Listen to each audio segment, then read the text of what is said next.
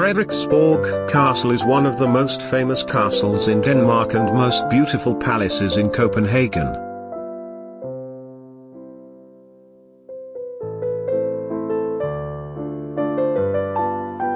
The Frederiksborg Castle is keeping memory about its inhabitants of different periods. The fascinating 500 years history is accurately written and documented. There are variant stories about the castle's dwellers' life in different periods.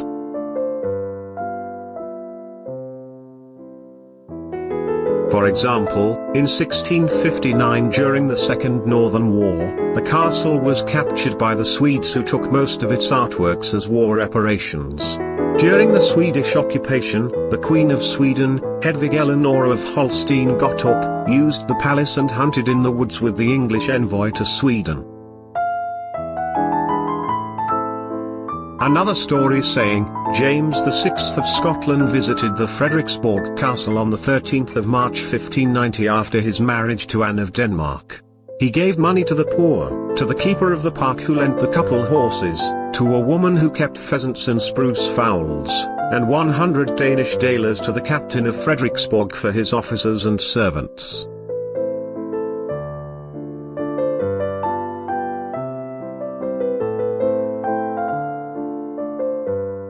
Originally the estate was known as Hillerødsum near Hillerød and belonged to the Godges, one of the noble families of Denmark. In the 1520s and 1530s, Mogens Goye, steward of the realm, had been instrumental in introducing the Danish Reformation. He lived in the time half-timbered building on the most northerly of three adjoining islets on the estate's lake. After his daughter, Birgitte, married the courtier and naval hero Herluf Trawler in 1544, the couple became the proprietors of the estate. In the 1540s, Trawler replaced the old building with a larger manor house.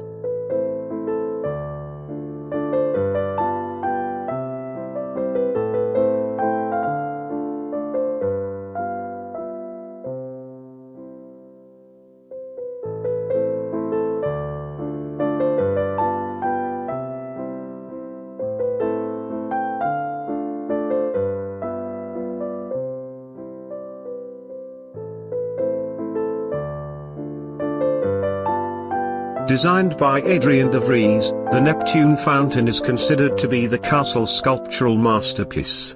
It was created from 1620 to 1622.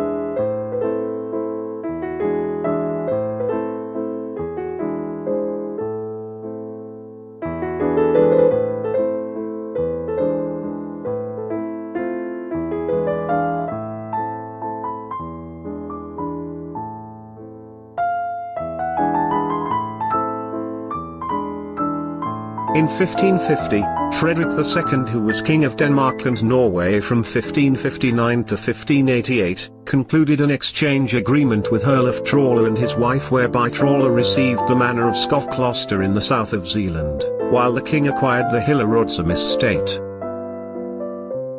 As the old building with twin towers was too small for the king, in 1560 he arranged for extensions and additions under Trawler's supervision. At the king's request, Trawler remained on the premises until the work was completed.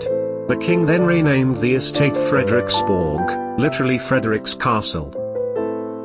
The castle we see now was built as a royal residence for King Christian IV of Denmark-Norway around 1620, replacing an older castle acquired by Frederick II and becoming the largest Renaissance residence in Scandinavia. On three islets in the castle lake, it is adjoined by a large formal garden in the Baroque style. The aim of the building was to show off and enhance Christian IV's status as a powerful European monarch. The royal family left Frederiksborg Palace in 1852 and have not lived there since.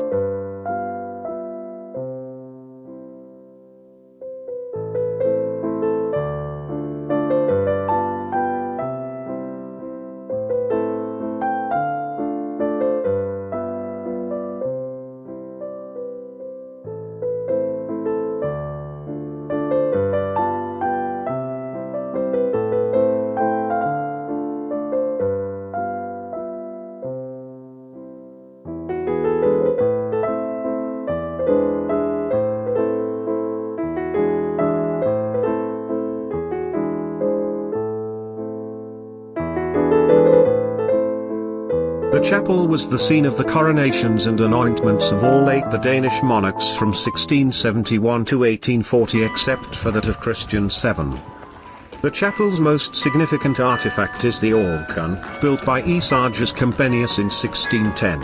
It was installed by Compennius himself shortly before his death in Hillerød in 1617. The organ is oldest in Denmark. It has 1001 wooden pipes.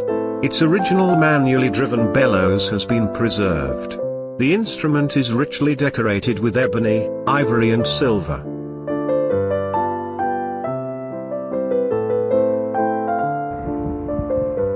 Since 1878, Frederiksborg Castle has housed the Museum of National History. Here, 500 years of Danish history is illustrated through portraits, paintings, furniture, sculptures and decorative art. Guests can encounter people and events which have shaped Denmark and Danish history from the Middle Ages to the 21st century.